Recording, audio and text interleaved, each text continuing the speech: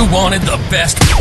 You've got the best podcast. The hottest podcast in the world. The Chris Voss Show, the preeminent podcast with guests so smart you may experience serious brain bleed. The CEOs, authors, thought leaders, visionaries, and motivators. Get ready. Strap yourself in. Keep your hands, arms, and legs inside the vehicle at all times, because you're about to go on a monster education roller coaster with your brain. Now, here's your host, Chris Voss. Hi, folks. It's Voss here from thechrisvossshow.com, thechrisvossshow.com. Welcome to the big show, my family and friends. We certainly appreciate having you on the show. Listen, we've got an amazing gentleman on the show who's joining us today who's going to educate you about some of the cool things in the world and talk to you about entrepreneurism, how he built his company and everything else that went into it, and how maybe you can, have some advice on how you can build your own, and what it's like to run a company and some of the details that go into managing and leadership, et cetera, et cetera. Before we get into that, we need to guilt and shame you with the usual, hey, have you referred the show to your family, friends, and relatives? If not, now's a good time, because if you do it now, you'll get 2 toasters for the price of 1. Sounds like an infomercial, doesn't it? Go to goodreads.com/Chris Voss, youtube.com/Chris Voss, linkedin.com/Chris Voss, and Chris Voss 1 on the tickety-tockety. Today we're going to be talking with a gentleman who's a co-founder and helped build an amazing company, and we're going to get some insights into his company, what he does, how he built it, and what he built. So there you go. We're going to be talking with Theron Whitney of the company called Xibeo. Xibeo, yeah. Xibeo, there we go. He's the VP and co-owner over there, and we're going to be talking about his company and everything that goes into it. Welcome to the show, Theron. How are you? Thanks, Chris. Thanks for having me. I'm doing good. Thanks. Thank you. And give us your .com so people can find you on the interwebs. Yeah, Xibeo.com, so Xibeo.com. There you go. So give us a 30,000 overview of the company and what it does. Sure. So Xibeo started in 2001, November of 2001, and we specialize in trade show exhibits, event exhibits. After COVID, though, we've kind of broadened our horizons so that we can be more resilient. And so we're doing commercial installs, retail fixtures. We're even doing home renovations. So because we have a cabinet shop, and guys experienced in cabinet building, we kind of cover a huge array of areas for production. There you go. So I'm looking over your website. Tons of these big displays that when I go to the events, you see the double deck booths, the custom build booths, the corporate environments, the portable booths, video marketing and outdoor rentals and events, all these different things in award-winning custom booth design. Mm-hmm. Yep. Yeah. So anything 3D marketing, that's what we do. There you go. Well, there's a lot of that still going on, especially after COVID. We were talking pre-show about how COVID kind of shut down events there for a few years. So it's probably good to be back on track. Give us a bit of a bio on you. What was your sort of upbringing, and what led you to down the road to where you were a co-founder of this company?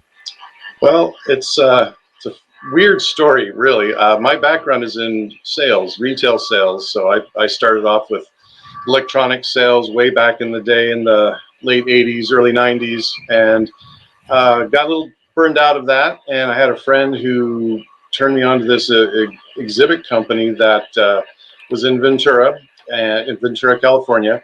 Mm-hmm. And he said, hey, these guys are hiring. Why don't you go check them out? So I thought, okay, sure. And sure enough, when I had the interview, I thought, this industry is so amazing. It involves creativity. You're dealing with face-to-face with other businesses. And you just kind of, you are your own boss. At the time, I was an independent contractor, so I was kind of freelance, commission only. And so I just kind of took to it and really enjoyed the creative aspect of the job. And then also the earning potential was unlimited. Exhibits back then were very expensive, so a decent living at it. Now, not so much. Prices have come down quite a bit. Oh, really? Oh, yeah. What about those big giant things that I see like Samsung build? And yeah, those are always going to be in the hundreds of thousands of dollars. Yeah, can't get away from that. Yeah.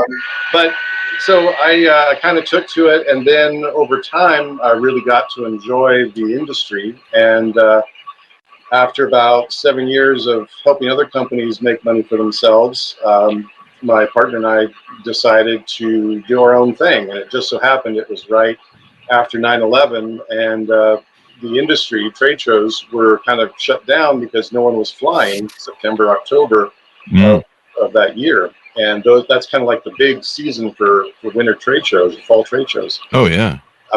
So we decided that, well, if we're not going to get paid, we might as well work for ourselves and not get paid. And so began our entrepreneurship. And because we've been in the industry already, we had a lot of clients that just kind of followed us. And when they found we were doing our own thing, we would get phone calls and referrals. And we had a pretty decent following of clients already. Mm-hmm.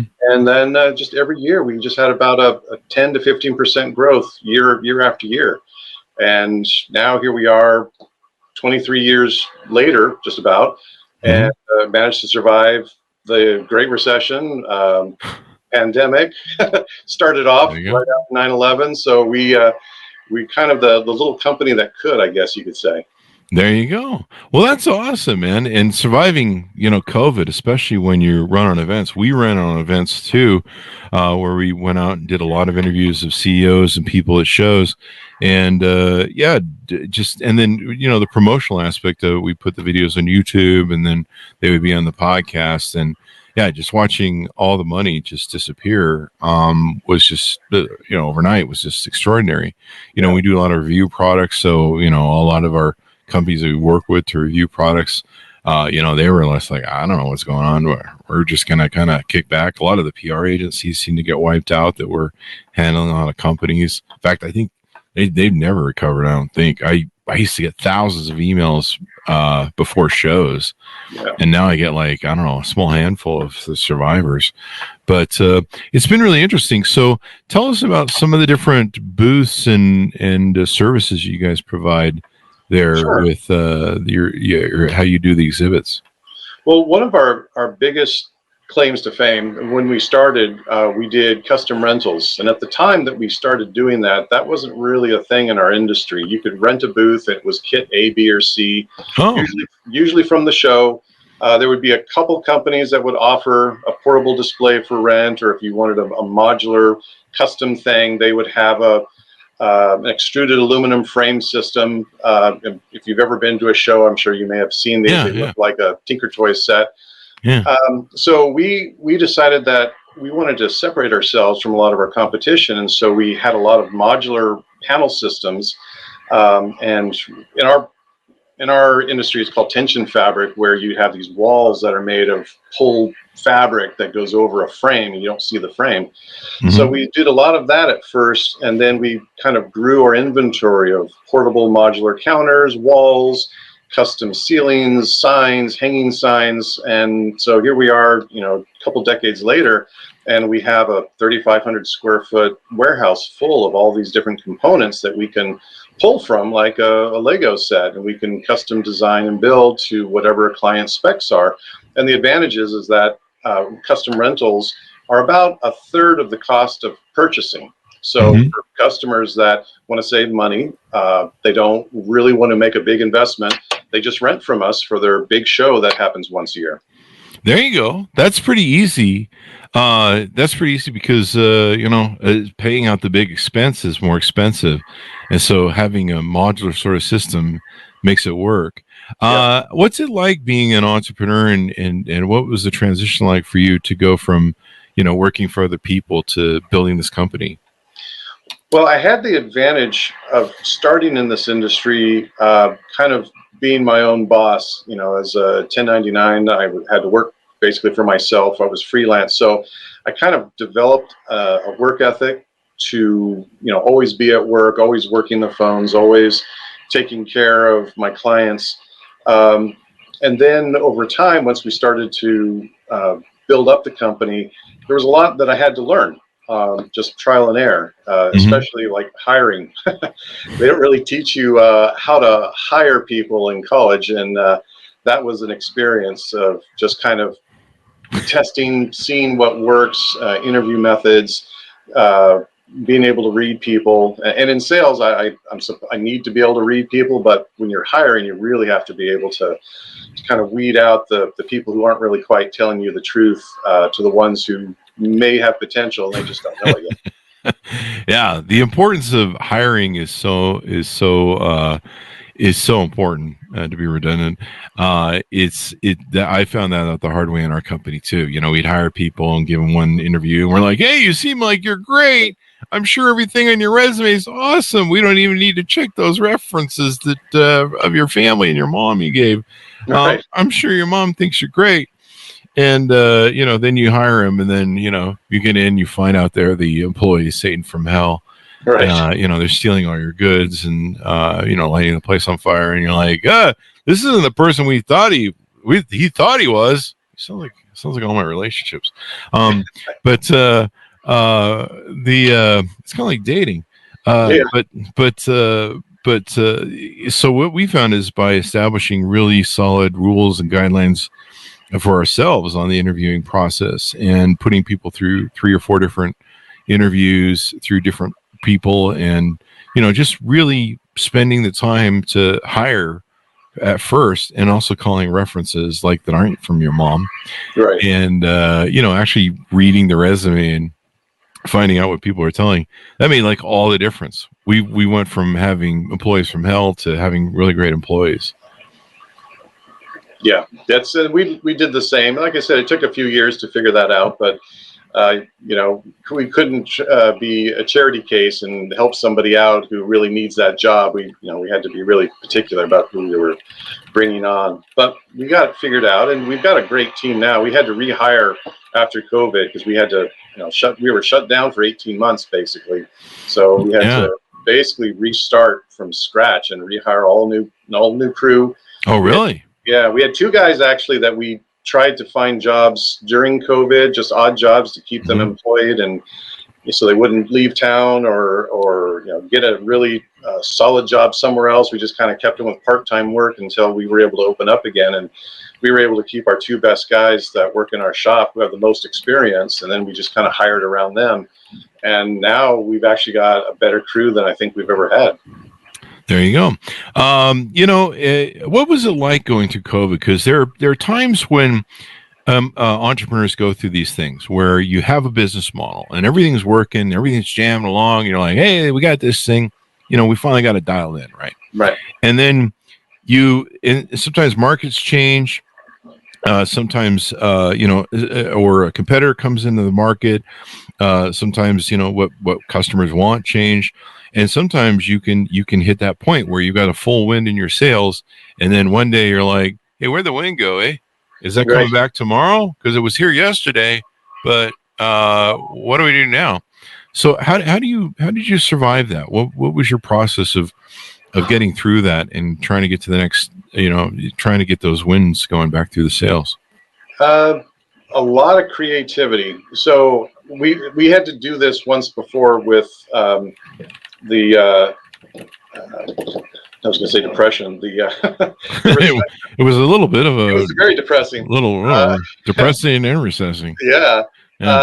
So we kind of had an emergency plan where all right, so you got to watch your overhead and see what other alternatives are out there that you can do. But with COVID shutting us down completely, that was the first time that our actual industry was shut down. Like, you cannot do the thing that you've been doing for so many years, that you've been trained for. So I actually had to kind of look at what was needed, and it was really a shotgun of, here, let's just try some of this, some of that, what's going to stick. So we were building out sneeze guards, custom sneeze guards for local companies, hospitals, meat markets, ladies doing nails, manicurists, So we kind of did a lot of stuff around locally, and then we tried to work on making clean rooms for COVID patients that would be portable and outdoors. Came up with a great solution for that, but the hospitals ended up doing something that we weren't planning on, and that happens in business, where it's something that you're really trying to work on. It doesn't work out. Won't call it a failure. We'll just call it, plans changed. And so immediately from that, rather than get frustrated, I looked at what else is out there that people need, and I was seeing that in our industry, they were trying to do these virtual trade shows. And ironically, we tried that when we first started in 2001. So our company business model was originally designed to do virtual trade shows and virtual trade show exhibits. And we had already tested the market and knew what customers liked or didn't like about that. And we already knew that it wasn't something that was going to work out well. But what we did know is that people still want to see the product. They want to learn about it. And back then, social media wasn't a big deal as it is now. So I connected with some guys that were out of business or out of work in Hollywood. And they had their own equipment, and we put together video marketing that could be live streamed. And we actually had a couple of companies. One was doing explainer videos, kind of showing the product in front of their trade show booth and going through step by step. This is how you use our product, and this is where you can get it. And then we had another one that we did an actual 30-minute infomercial, basically, in our showroom, with cars coming in and doing detailed video shots, B-rolls. We had 3 different locations that we had drones flying overhead with someone speaking over and music, and it was just kind of a real production. And that was actually fun for me because it gave me an opportunity to learn about how we can expand what we do for trade shows and do it in a completely different direction. So finding alternatives in your industry, kind of going lateral versus vertical. There you go. And that's just, sometimes it's just, you've got to try and get through it and figure out a way to do it. Yeah. And then switching to the virtual side is a whole lot harder because you guys sell hardware, right? Exactly. Yeah. Yeah. But then, people still need to transact business. People still need to do, I suppose there was outdoor markets. Maybe you could target, or, I know a lot of the New York vendors, they took and set up outdoor stands so they could serve people and stuff. Yeah. You couldn't go into the thing. It was such a crazy time. But you guys got through it. Now you're on the back end of it. Were you able to rehire all your employees? Just the 2 that I mentioned earlier that we had in the shop. Everyone else was new, and it really gave us an opportunity to do, as I was talking about interviews, it gave me a chance to do the interviews right and really pick and choose who we wanted. And we were able to restaff within the first few months, which was phenomenal for us. And because we had our shop already ready to go, we were able to hit the ground running when trade shows came back, when other companies were still scrambling, trying to find staff. Yeah.